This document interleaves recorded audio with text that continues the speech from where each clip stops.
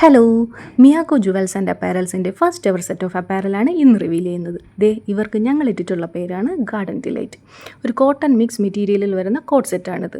Bell സ്ലീവാണ് ഇതിൻ്റെ main attraction. പിന്നെ ഇതിന് ഏറ്റവും ഭംഗി കൂട്ടുന്ന ഒരു കാര്യം, ഈ സ്ലീവിലും ഹെംലൈനിലും നെക്ക് പോർഷനിലും എല്ലാം ഹെവി ഫ്ലോറൽ ത്രെഡ് വർക്ക്സ് ആണുള്ളത്.